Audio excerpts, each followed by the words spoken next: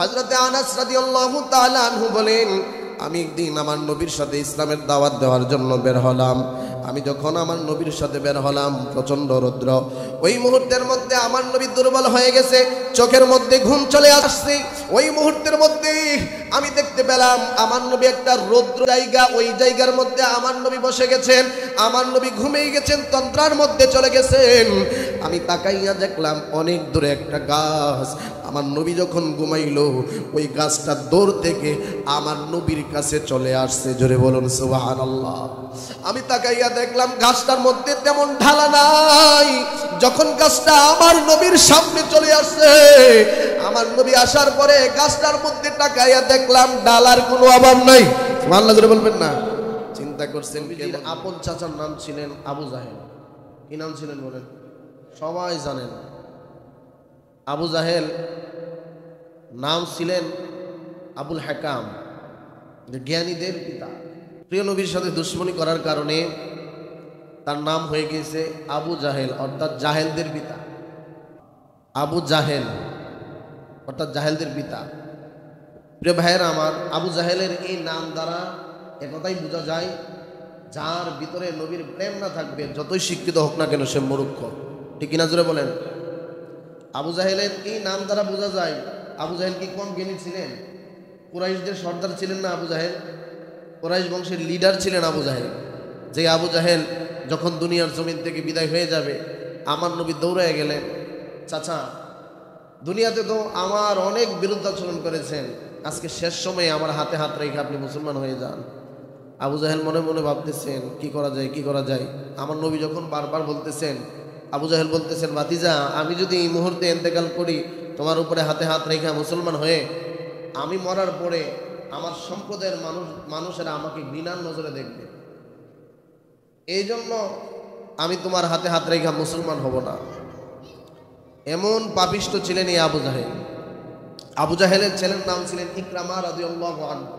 প্রিয় ভাইয়েরা আমার, মক্কার জমিনের মধ্যে যখন আল্লাহর নবীর সান্নিধ্যে এসে মানুষেরা মুসলমান হয়ে যায়, ওই মুহূর্তের মধ্যে আবু জাহেল ঘোষণা করে দিল, মুহাম্মদের দরবারের মধ্যে কেউ যাইতে পারবা না, কারণ আমার নবীর সাথে কথা বললে মুসলমান হয়ে যায়।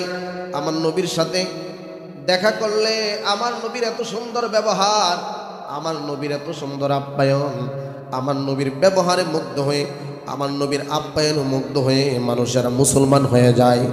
এই জন্য আবু জাহেল ওই মক্কার জমিনের মধ্যে ঘোষণা করে দিলেন, কেউ যদি মুহাম্মদের দরবারের মধ্যে যাও, তাকে উপযুক্ত শাস্তি দেওয়া হবে, সুতরাং মুহাম্মদের দরবারের মধ্যে যাইতে পারবা না। মুসলমান ভাইরা আমার, আবু জাহেলের পুত্রের নাম হলো ইকরামা। পরের দিন সকালবেলায় আবু জাহেলের পুত্র আমার নবী যখন হুজরা মুবারক থেকে বের হলেন, আমার নবীকে দেখার পরে আবু জাহেলের পুত্র আমার নবীর সাথে কোলাকুলি করলেন। সুবহানাল্লাহ জোরে বলেন। ইকরামা তখনও মুসলমান হয় নাই। যে ভাইরা আমার, একজন কাফের এই দৃশ্যটা দেখলেন, দৌড়াইয়া আবু জাহেলের কাছে চলে গেলেন। আবু জাহেলের কাছে যাইয়া আবু জাহেলকে দেখে বলে, ও আমাদের লিডার, আপনি গতকাল নিয়ম করেছেন, গতকাল আইন জারি করেছেন, মুহাম্মদের দরবারের মধ্যে কেউ যাইতে পারবে না, মুহাম্মদের সাথে কেউ কথা বলতে পারবে না। গতকাল আপনি আইন করেছেন, কিন্তু আজকে সকালবেলায় আপনার সন্তান ইকরামা আইনকে লঙ্ঘন করেছেন। সুতরাং আপনার ছেলেকে দিয়ে আপনি সর্বপ্রথম আইন প্রয়োগ করেন। মুসলমান ভাইয়েরা আমার, আবু জাহেল রাগান্বিত হয়ে গেলেন। যতই হোক লিডার, নিজের সন্তানের বিচার যদি না করে অন্যরা কিন্তু তার কথা শুনবে না, লিডার হিসাবে মানবে না। আবু জাহেল ডাক দিয়া কয়, তাইলে একটা কাজ করো, এমক ময়দানের মধ্যে ঘোষণা করে দাও, আমার সন্তানের বিচার ওই জায়গার মধ্যে করা হবে। মুসলমান ভাইয়েরা আমার, হাজার হাজার কাফের উপস্থিত হয়ে গেছে। আবু জাহেলের সন্তান ইকরামাকে আনলেন। ইকরামাকে আইনা ইকরামাকে ডাক দিয়া কয়, আরে ইকরামা, তোমার উপরে যে অভিযোগ আসছে, এই অভিযোগ কি সত্য? কাহা এই অভিযোগ হইল সত্য অভিযোগ। মুসলমান ভাইয়েরা আমার, এই কথা বলার পরে এবার আবু জাহেল সমস্ত কাফেরদের লিডারদের সাথে নিয়ে সিদ্ধান্ত গ্রহণ করলো তাকে শাস্তি দেওয়া হবে। শাস্তি কি? তাকে পানির মধ্যে ফেলে দেওয়া হবে। মুসলমান ভাইয়েরা আমার, হাত বাঁধলো, পা বাঁধলো, বাইদা পানির মধ্যে ফালায় দিছে। কিন্তু যেই পানি আল্লাহ তাআলা আমার নবীর মুহাব্বতে সৃষ্টি করেছেন, আবু জাহেলের সন্তান ইকরামাকে পানির মধ্যে ফালাইছে। পানির মধ্যে হাত পা বাঁধা অবস্থায় মানুষ ফালাইলে সে কি ভায়া থাকে না ডুইবা যায়? কিন্তু ওই ইকরামাকে যখন পানির মধ্যে ফালাইলেন, পানির মধ্যে ফালাই ইকরামা তো আর ডুবে না, ইকরামা তো আর ডুবে না। আল্লাহু আকবার জোরে বলেন। সমস্ত কাফেররা আশ্চর্য হয়ে গেছে। না তাইলে এই শাস্তি দেওয়া যাবে না। তাইলে কি শাস্তি? হাত বাঁধা আছে, পা বাঁধা আছে, জঙ্গলার মধ্যে নিয়ে রেখে দাও। জঙ্গলার বাঘ সিংহ আইসা ইকরামাকে খেয়ে ফেলবে। আমার মুসলমান ভাইরা, এই কথা বলার পরে সন্ধ্যা যখন হয়ে গেল, ইকরামাকে এইভাবে বাইদা জঙ্গলার মধ্যে ইকরামাকে রেখে দিয়ে আসলো। জঙ্গলার একটা ক্ষুধার্ত বাঘ, কিতাবের মধ্যে আসছে 3 দিন পর্যন্ত বাঘটা কোনো কিছু খায় না। আরে আমার নবী কেমন নবী দেখেন। আমরা মানুষ হয়ে আমার নবীরে চিনি না, অথচ জঙ্গলার পশু ভাগ আমার নবীরে কেমন মহাব্বত করে। 3 দিন পর্যন্ত এই ভাগটা কোনো কিছু খাই না। বাঘটা যখন খাবারের উদ্দেশ্যে রওনা দিলেন, প্রতিমধ্যে দেখতে পেলেন একজন মানুষ দেখা যায়। হাইরে, এতদিন পরে একটা খাবার পাইছি, আজকে অনেক মজা করে খামো। সামনের দিকে গেলেন। ওই সামনের দিকে যাওয়ার পরে আবার যখন গন্ধ নিবেন, আরে গন্ধ নেওয়ার জন্য যখন গেলেন, ওই গন্ধের মধ্যে দেখে নুরানি খুশবু বোঝা যায়। বাঘটা আল্লাহর দরবারের মধ্যে ডাক দিয়া কয়, আল্লাহ, কেমন যেন একটা গন্ধ বোঝা যায়। আমার মনে হয় তোমার এই বান্দাটা সাধারণ কোনো বান্দা না। আল্লাহ, আমার জবানটা খুলে দাও, তোমার এই বান্দাটার সাথে আমি একটু কথা বলতে চাই। আল্লাহ তাআলা বাঘের জবান খুলে দিল। বাঘ এবার হযরতে ইকরামাকে ডাক দিয়া কয়, রে আল্লাহর বান্দা, তোমার শরীর থেকে খুব সুন্দর একটা গ্রান আসতেছে, এই গ্রানটা কার গান? হযরতে ইকরামা ডাক দিয়া কয়, এই গ্রানটা আমার শরীরের নিজস্ব কোনো গ্রান না, এই গ্রানটা হলো আমার নবী দু জাহানের বাদশা নবীর শরীর মোবারকের গ্রান। এই বাঘটা আমার নবীর গ্রান তারে কত মহব্বত করছে।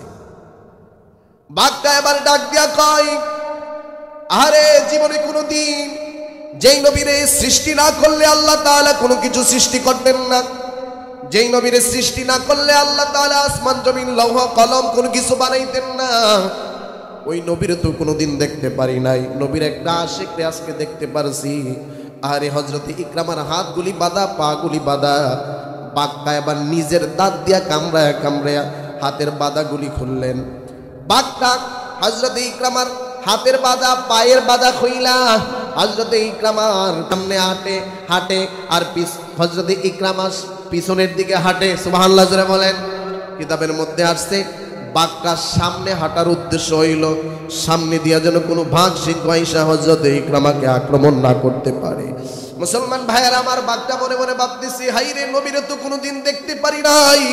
যদি আমার নবীর একটা গোলামকে, নবীর একটা আশিককে সম্মান করতে পারি, তাইলে আমার জীবন ধন্য হয়ে যাবে। আল্লাহু আকবার জোরে বলেন। বাঘটা মনে মনে ভাবতেছি, কোনো ভাগ যেন, কোনো সিংহ যেন নবীর এই পাগলকে, নবীর এই আশিককে, নবীর এই গোলামকে আক্রমণ না করতে পারে। এই জন্য বাঘটা সামনের দিকে, হযরতে ইকরামা পিছনের দিকে। মুসলমান ভাইয়েরা আমার, তখন হযরতে ইকরামা মুসলমান হয় নাই। সামনের দিকে বাঘটা অগ্রসর হইতে হইতে জঙ্গলার একদম কাছে যাইয়া বাঘটা হযরতে ইকরামাকে জঙ্গলা থেকে বের করে দিয়েছেন। হযরতে ইকরামা আমার নবীর দরবারের মধ্যে যাইয়া সব ঘটনা খুলে বলে আমার নবীকে ডাক দিয়া কই, ইয়া রাসূলুল্লাহ, নবী গো, আর দেরি কইরেন না। যেই নবীরে ভালোবাসলে পানি পর্যন্ত তারে ডুবাই না। সুবহানাল্লাহ জোরে বলবেন না। যেই নবীরে ভালোবাসলে বাঘ পর্যন্ত খাই না। ইয়া রাসূলুল্লাহ, আমার বিশ্বাস হয় আপনি কোনো মিথ্যা নবী না। ইয়া রাসূলুল্লাহ, এই মুহূর্তে আমি ইকরামাকে আপনার হাতে হাত রেখে মুসলমান বানায়া দেন। চিন্তা করছেন আমার নবী কেমন নবী? পানি পর্যন্ত আমার নবীরে চিনে, আমার নবীকে জঙ্গলার বাঘ পর্যন্ত চিনে। শুধু তাই নয়, আল্লাহর হাবিব সাল্লাল্লাহু আলাইহি ওয়াসাল্লামের একজন খাদেম ছিলেন, যার নাম ছিলেন হযরতে আনাস রাদিয়াল্লাহু তাআলা আনহু। হযরতে আনাস রাদিয়াল্লাহু তাআলা আনহু বলেন, আমি একদিন আমার নবীর সাথে ইসলামের দাওয়াত দেওয়ার জন্য বের হলাম। আমি যখন আমার নবীর সাথে বের হলাম, প্রচণ্ড রৌদ্র। ওই মুহূর্তের মধ্যে আমার নবী দুর্বল হয়ে গেছে, চোখের মধ্যে ঘুম চলে আসছে। ওই মুহূর্তের মধ্যে আমি দেখতে পেলাম আমার নবী একটা রৌদ্র জায়গা, ওই জায়গার মধ্যে আমার নবী বসে গেছেন। আমার নবী ঘুমিয়ে গেছেন, তন্দ্রার মধ্যে চলে গেছেন। আমি তাকাইয়া দেখলাম অনেক দূরে একটা গাছ। আমার নবী যখন ঘুমাইলো, ওই গাছটা দূর থেকে আমার নবীর কাছে চলে আসছে। জোরে বলুন সুবহানাল্লাহ। আমি তাকাইয়া দেখলাম গাছটার মধ্যে তেমন ঢালা নাই। যখন গাছটা আমার নবীর সামনে চলে আসছে, আমার নবী আসার পরে গাছটার মধ্যে তাকাইয়া দেখলাম ডালার কোনো অভাব নাই। সুবহানাল্লাহ জোরে বলবেন না? চিন্তা করছেন কেমন নবী।